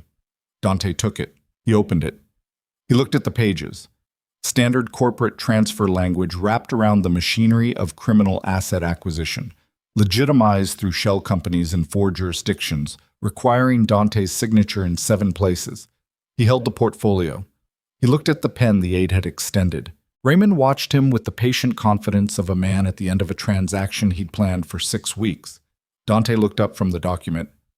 Before I sign, he said, I want to know one thing. Raymond tilted his head. Ask. Reese, your federal asset inside my organization. He watched Raymond's face carefully. Did he tell you about the meeting with Garrett? The tell was small. A fractional tightening at the corner of Raymond's eye, half a second of recalibration. But it was there, and it was enough, because the question itself was a test. Dante had deliberately framed it to imply he knew more than he might. And Raymond's reaction had confirmed something Garrett had not explicitly stated but which Dante had suspected. Raymond knew about Garrett's organization. He knew about the meeting in the parking structure. And he had moved on Elena and Nico not simply because Reese had burned, but because Raymond understood that Dante's meeting with Garrett changed the entire landscape of what was possible. Raymond had not moved early because he was rattled. He had moved early because he knew about Garrett, and Garrett's organization terrified him in a way that Dante alone did not, which meant the transaction Raymond was running right now, the signatures, the transfer, the clean ending, was not actually the objective. It was cover. The real objective was getting Dante into this building and contained before Dante could complete whatever arrangement Garrett's organization had proposed, because whatever Garrett's organization had proposed represented a threat to the Marchetti family that went far beyond losing one acquired syndicate. Dante closed the portfolio. He set the pen on top of it. He set both of them on the floor. Raymond's face changed. What are you doing? I'm not signing, Dante said. The warehouse went very still. 6 visible men and whatever was in the dark adjusted their collective posture in the way that groups of armed men do when a situation pivots from transaction to confrontation. A subtle, unanimous tensing, a redirection of attention, the specific silence that precedes movement. Marco shifted his weight at Dante's left shoulder. Raymond looked at him with an expression that was moving through surprise toward something older and harder. You just sent your family away, he said. You have nothing to negotiate with. I'm not negotiating. Then what are you doing? Dante reached into his jacket pocket. Not for a weapon. The movement was slow and visible and deliberate, because a fast movement in this room ended conversations permanently. He produced the folded document Garrett had given him in the parking structure. The personnel file. Reese's file. He held it up between 2 fingers. I'm telling you what I know, he said. And what I know is that Garrett's organization has a 14-month surveillance record of the Marchetti family's domestic operations, compiled in conjunction with the documentation your asset inside my organization provided to the federal case. And I'm telling you that I've agreed to provide Garrett with a full accounting of everything I know about your network in exchange for considerations that are no longer relevant to me personally." Raymond stared at him. "Which means," Dante continued, his voice level, "that the case that was pointed at me is now pointed at you. And the man who was supposed to prevent that, the asset you paid to keep inside my operation, is gone, burned, running, and everything he knew about both of us is already in a file somewhere that neither you nor I control." The silence in the warehouse had a different quality now. Not the silence before movement, the silence of calculation. "You're bluffing," Raymond said, but his voice had lost something. "Call Reese," Dante said. "Right now, call him and ask him if I'm bluffing." Raymond didn't move. Because Raymond couldn't call Reese, Raymond knew he couldn't call Reese, and Dante knowing that he knew was the entire point of the instruction. The absence of the call was the confirmation of everything. Somewhere outside the building, on the water side, Garrett had said, on the north end of the access road, there were people watching. There was a record being made. And Raymond Marchetti, who had built 44 years of his life on the architecture of his father's carefully maintained deniability, was standing in a warehouse with portable work lamps and 6 visible armed men and a document in someone else's hand that meant none of the architecture held anymore. He took one step forward, and behind Dante, the rolling door at the south entrance, the one Elena and Nico had walked through 8 minutes ago, opened again with the grinding metallic sound of something large being moved fast, and 2 men came through it, who were not Raymond's men, and were not Marco, and were not anyone Dante had planned for. And in the half-second it took Dante to process the new geometry of the room, Raymond's right hand moved toward his jacket, and the warehouse became the kind of place where things happened that could not be taken back. Marco moved first. He always moved first. It was the thing that had kept him alive and employed for 11 years. And the next 4 seconds were the loudest and most compressed that Dante Moretti had experienced in a decade. And when they were over, he was behind a stack of wooden pallets, with his shoulder pressed against Marco's back, and blood, not his, he was fairly certain it was not his, running down his left forearm from something that had caught him on the way down. And Raymond Marchetti was shouting something at his men in the language of a man whose plan has just left his hands entirely and who does not yet know whether what replaces it is survivable. Dante pressed his back against the pallet and breathed. He looked at his left arm. The cut was from a wooden edge, not a bullet, which meant his luck was holding in the narrow technical sense. He looked at Marco, who was bleeding from his lip and whose eyes were doing that particular rapid inventory of the room that meant he was hurt but functional and was currently deciding which problem to handle in what order. "How many?" Dante said. "2 through the door. Raymond's pulling back toward the north end." Marco's voice was low, controlled, a report rather than a conversation. "He's got 3 men still in position. The other 3 moved to the east wall." "The 2 through the door?" "Garrett's." I recognized the positioning. Dante absorbed this. Garrett's people, coming through the door Garrett had said they'd only observe from, which meant either Garrett had changed his assessment of the situation, or the situation had changed in a way that altered Garrett's assessment. Either way, the board had rotated 45 degrees in the last 30 seconds, and the geometry of what was possible had shifted with it. He looked at the north end of the warehouse where Raymond had retreated, where the shadows were deeper and the work lamps didn't reach, and thought about the document in his jacket and the arrangement with Garrett and Elena's face when she said, "Come back," and Nico's face when he said, "Are you coming after?" and the nod that had staked something on the answer. He thought about the promise. Then he stood up. He stood up into a warehouse that had become a different place than the one he'd walked into. The work lamps were still running, throwing their flat industrial light across the concrete floor, but 2 of them had been knocked sideways in the scramble and now cast long diagonal shadows that made the space feel tilted, disoriented, like a room mid-collapse. The smell had changed too. Gunpowder layered over salt water and old timber, acrid and immediate. The smell that Dante had always associated with the moment after decisions become permanent. Garrett's 2 men were at the east wall, moving with the controlled economy of people who know exactly what they're doing and have done it enough times to stop looking like they're trying. 3 of Raymond's men were visible, 1 down near the pallets, not moving, 2 others who had retreated toward the north end where Raymond had gone. The remaining 3 from the east wall had vanished into the darker sections of the warehouse, which meant they were either repositioning or running, and Dante needed to know which before he moved. "Cover the east," he said to Marco, low and flat. "Don't engage unless they move on us." Marco nodded, already angled toward the darkness. Dante went north. He moved along the west wall, staying in the shadow margin between the lamplight and the corrugated metal, his left arm burning where the wooden edge had caught him, blood making his sleeve stick to his forearm in a way that was uncomfortable and irrelevant. He moved the way he'd moved through bad situations his entire adult life, not fast enough to be reckless, not slow enough to give someone time to set up ahead of him. The right speed.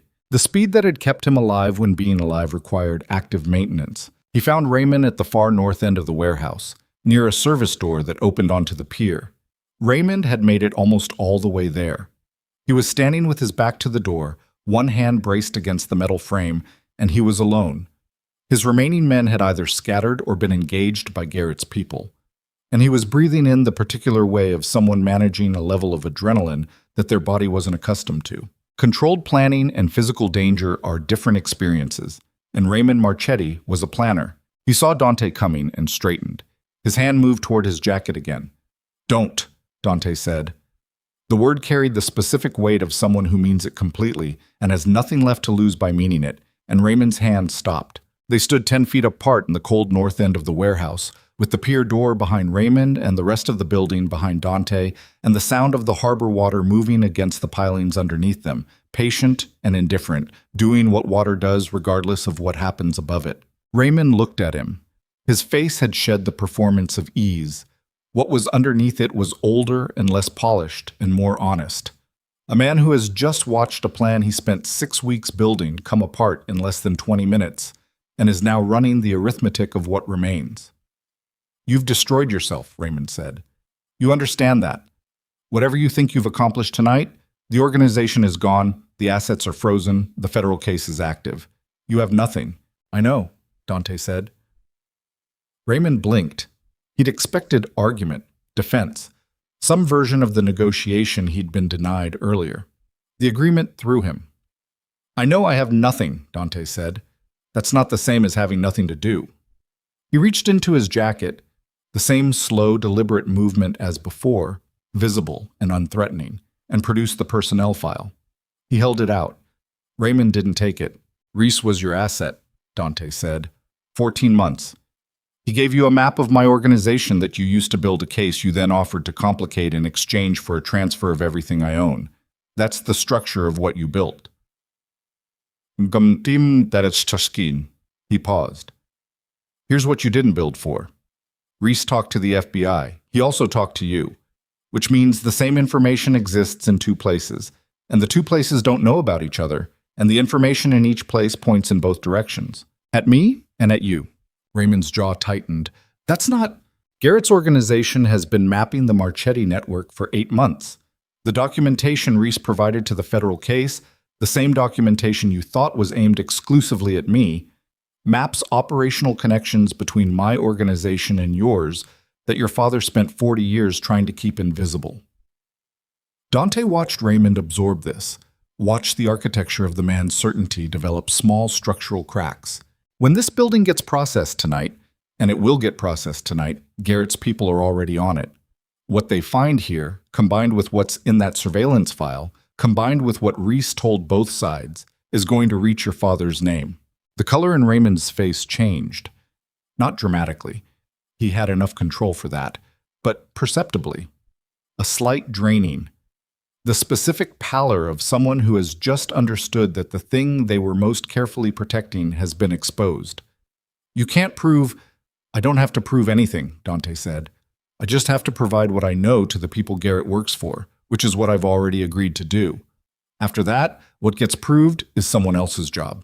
Raymond looked at him for a long moment. The service door behind him was right there. The pier, the harbor. The possibility of not being in this building when it got processed. Dante could see him calculating it, could see the specific mathematics of a man deciding whether running now accomplished anything or simply confirmed everything. Raymond didn't run. Instead, he said very quietly, "What do you want?" It was the first honest question he'd asked all night. Dante looked at him. He thought about what he wanted. He ran the inventory of it. Not the organizational answer, not the strategic answer, but the actual human answer, the one that had been building since a Tuesday morning and an envelope and 47 minutes at a duck pond. My son, he said, that's what I want.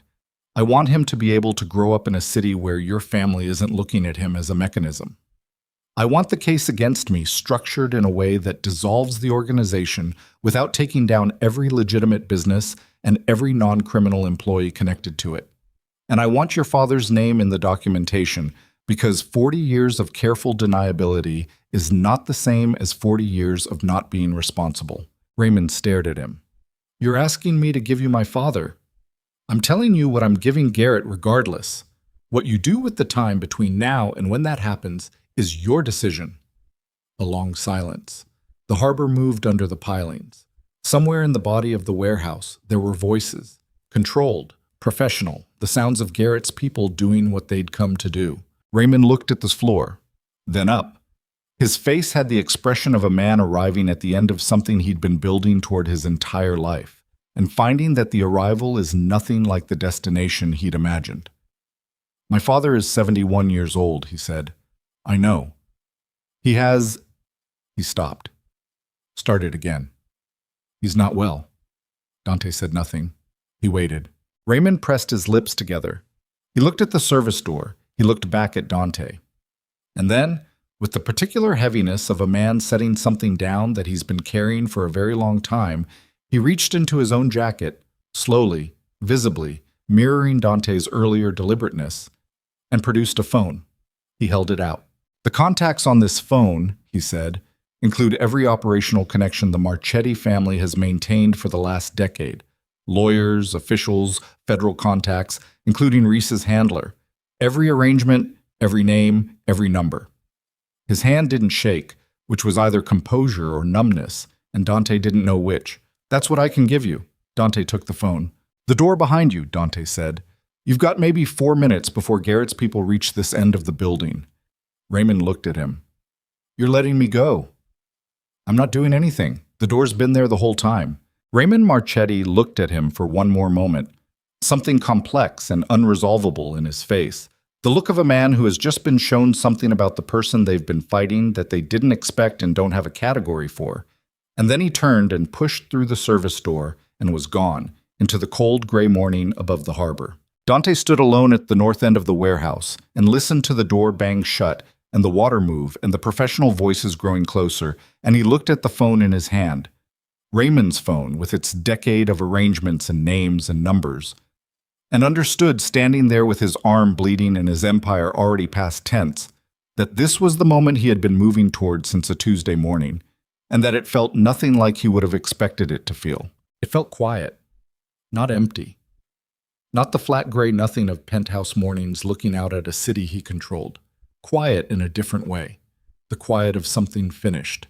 He walked back through the warehouse to find Garrett. Garrett was standing near the center of the space, near the overturned work lamps, on a phone call he ended when he saw Dante coming. He looked at Dante's arm. You need that looked at. Later, Dante held out Raymond's phone. Decade of Marchetti operational contacts. Names, arrangements, federal assets including Reese's handler. Garrett took it. He looked at it, then at Dante. Raymond. Gone. Through the pier door. Garrett was quiet for a moment. My people had the pier covered. I know. Another moment. You know I can't officially. I know what you can and can't do officially. Raymond's phone is what I agreed to give you, plus what I know about the Marchetti network, the accounting we discussed. He paused. The rest of it, I need handled a specific way. Tell me. The federal case against the Moretti organization. I'll cooperate fully. Documentation, testimony, whatever the structure requires. But the dissolution has to be clean for the non-criminal employees and the legitimate business holdings. There are people who worked for businesses I own who have no idea what funded those businesses. They don't lose their jobs because of what I did. Garrett looked at him steadily. That's not a small ask. I know, but the phone in your hand is not a small delivery. Garrett looked at the phone. He turned it over once. I'll advocate for it. I can't guarantee a specific outcome. Advocate hard. I will. He put the phone in his coat pocket. He looked at Dante's arm again. There's a medical contact 2 blocks from here. I'll have someone drive you. One more thing. Dante met his eyes. Elena and Nico. Whatever footprint remains from my name, financial, operational, any connection that makes them a target for anyone holding a grudge against what I built, I need it gone. Clean separation, new documents if necessary, whatever your organization can do. Garrett looked at him for a long time. The evaluating look, the one that cataloged and measured. Then he said, "The boy's 6. Yes. He needs a father, not a clean separation. He needs both," Dante said. In that order. Garrett nodded once. Done. Marco drove him to the medical contact. Dante sat in the back seat with his arm wrapped in a cloth Marco had produced from somewhere and watched the city move past the window. Morning commuters, coffee shops opening, the ordinary machinery of a day that had no idea what had happened in a waterfront warehouse an hour ago. He thought about Raymond's face at the service door, the look he hadn't had a category for. He thought about what it was, and after a few blocks he identified it. It was the look of someone who had expected to be destroyed and had instead been given a choice. Raymond Marchetti had been in this business long enough to understand that being given a choice, when destruction was available, was not a small thing. It didn't make them even. It didn't resolve anything between their families or their histories, but it was the thing Dante had chosen to do. And he understood, sitting in the back of Marco's car with his arm burning and the city moving, that the choosing of it was the first decision he'd made in 20 years that he didn't want to take back. The medical contact was a doctor who operated a legitimate practice and asked no questions about the origin of wounds, which was a professional courtesy that existed in most cities if you knew where to look.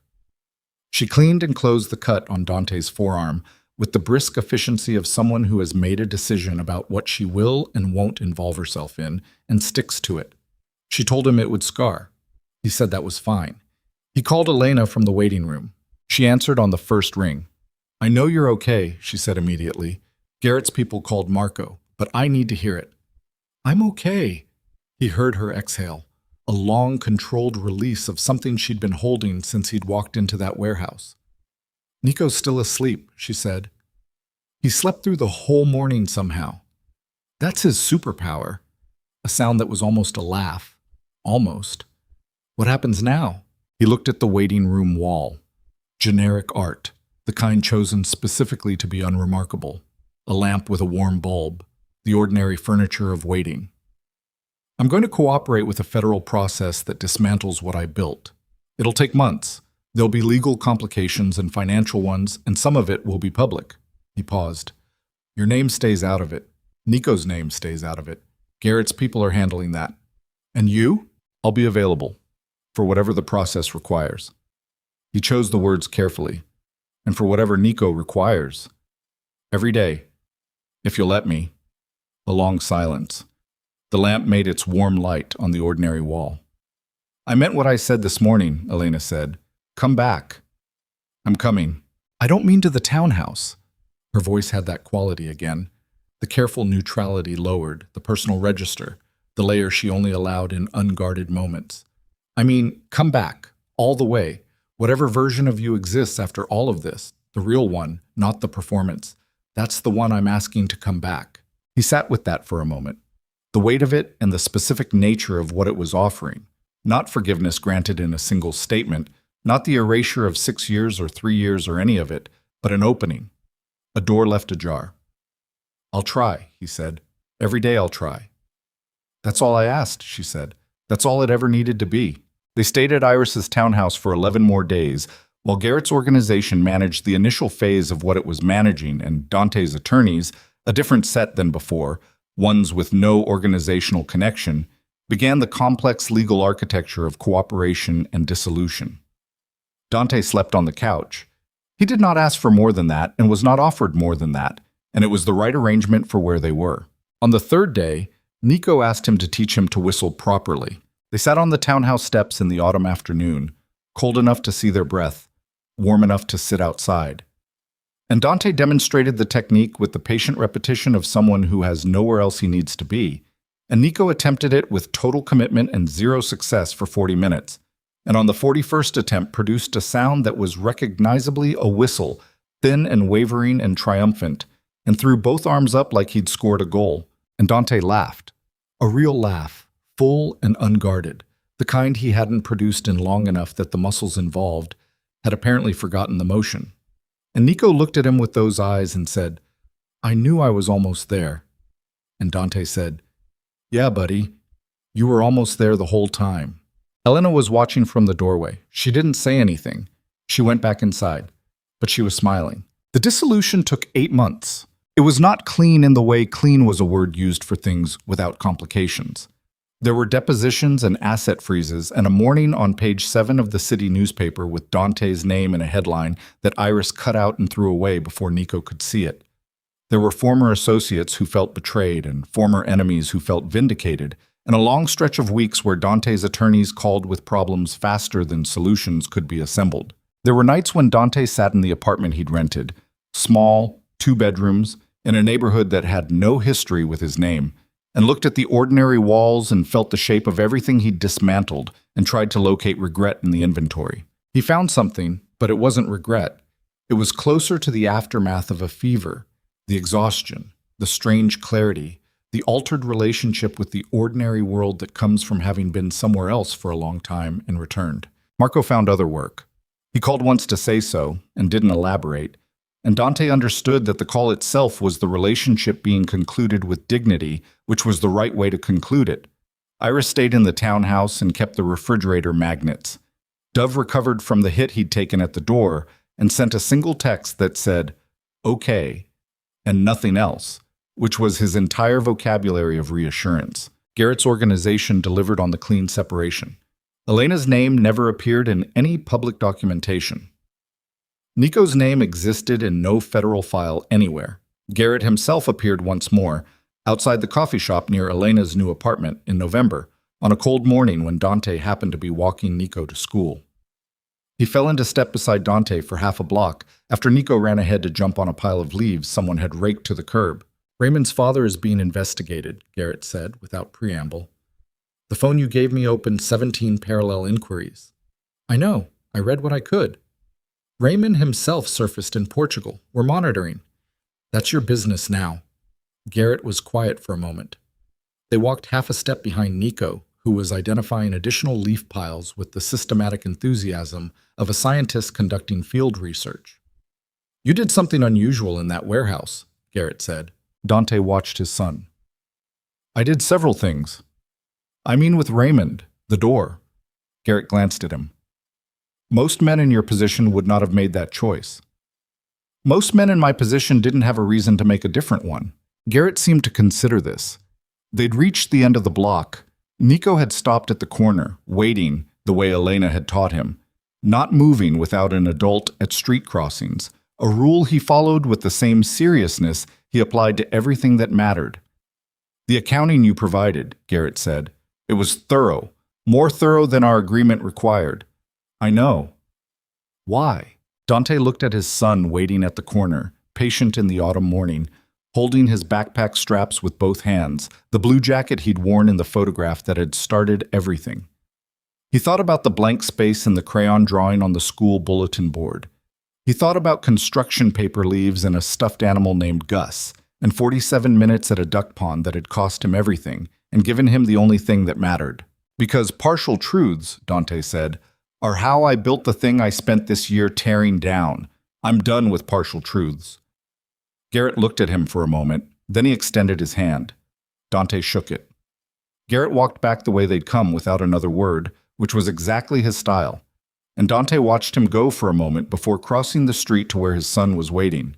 The first birthday he attended was Nico's 7th. Elena organized it with the particular competence she brought to everything.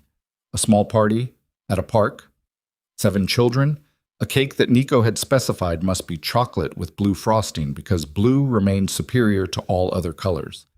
Dante arrived early and helped carry the folding table from Elena's car and set up the plates and did not make it into a larger gesture than it was. Because it wasn't a larger gesture than it was. It was a man carrying a folding table to his son's birthday party. It was the smallest possible version of the thing it should have always been. Nico arrived with 2 friends from school and surveyed the setup with the critical eye of someone with strong opinions about his own party, declared it acceptable, and then pulled Dante toward the cake table to consult on the candle arrangement. 7 candles. He wanted them in a specific pattern that took 4 minutes to explain and approximately 1 minute to execute. Elena stood nearby, talking to another parent, and Dante was aware of her in the peripheral way. He was always aware of her now.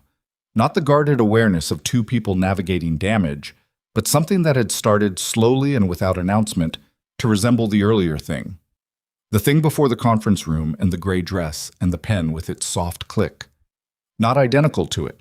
Something that had passed through fire and come out changed in shape, but not in its essential nature. She caught him looking. She didn't look away. He didn't look away either. Nico tugged his sleeve. "Dad, the candles." He turned back to the cake. "Right. Walk me through it again." "Okay, so the big one goes in the middle because it's the most important one, obviously. And then the 6 small ones go around it in a circle, like a crown." Nico looked at him. Exactly like a crown. He seemed genuinely pleased that Dante had understood this. "Did you think of that yourself? Just now?" "That's pretty good." High praise. He went back to directing the candle placement with the confidence of a person who has a vision and intends to see it realized. Dante placed the candles where he was told. Later, after the cake and the children and the blue frosting that got on everything, after the other parents had gathered their kids and the park had returned to its ordinary afternoon self, Elena and Dante sat on a bench while Nico ran circuits around the open grass in the inexplicable way of children burning off energy that appears to have no bottom. They didn't talk for a while. The silence was not uncomfortable. It had lost the particular tension of 2 people managing what they couldn't say and become something different. 2 people who had said most of the difficult things and were sitting with the aftermath. "He told his teacher he has a dad now," Elena said. Dante looked at her. "When?" "Last week. She mentioned it at pickup." She was watching Nico run. He said it matter-of-factly, like it was just a fact, like it had always been a fact. He didn't say anything. There wasn't anything to say that the moment hadn't already said better. "He doesn't know the details," Elena continued. "He knows you had a job that was complicated and that you don't do it anymore. He knows you made mistakes." She paused. "He knows you showed up." "That's all he knows. That's the most important thing he knows." She turned to look at him. Her face in the afternoon light was the face he'd seen across a conference room table, across a park bench, across the kitchen table of a townhouse with refrigerator magnets, and it had never been the same face twice because life had moved through it and left its marks the way life does. And it was more honest for that, more real, more the actual face of the person he'd been too certain and too stupid to recognize as irreplaceable until he'd made her replaceable by force. "Dante, bashikiapo baswotros." "Yeah." "I'm not saying we're shh." She stopped, chose the words. "I'm saying the door isn't closed. That's all I'm saying." He looked at her. "I know." "Do you?" "I know what it cost to say it. I know what it took to get here. And I know—" He stopped himself from filling the space with more words, because the instinct to fill silences with strategy and structure was a habit of the man he used to be. And the man he was now had learned, slowly and at considerable expense, that some silences are more honest than anything you can put inside them. He looked at his son running in the afternoon light. 7 years old, the age of a boy whose father had missed the first 6 years and was now sitting on a bench at his birthday party, having placed 7 candles in a crown formation on a chocolate cake with blue frosting. It was not a sufficient accounting for what was lost, but it was what was real. And real, he had come to understand, was the only currency that actually spent. Nico stopped running. He turned, chest heaving, and looked at both of them on the bench with the frank evaluating gaze he'd had since the duck pond. The gaze that looked at the world and drew its own conclusions without waiting to be told what to conclude. He looked at his father. He looked at his mother. He looked at the space between them on the bench. Then he ran back over full speed and sat between them without being invited, which was the only way he knew how to do anything. "I'm tired," he announced. "You've been running for 20 minutes, Elena said. "I know. I'm very tired." He leaned against Dante's side with the unselfconscious weight of a child who has decided where he belongs and settled into it. Can we get ice cream? Dante looked at Elena over the top of Nico's head. She looked back at him. The corner of her mouth moved. Yeah, Dante said. He put his arm around his son. We can get ice cream. The afternoon held them there a moment longer.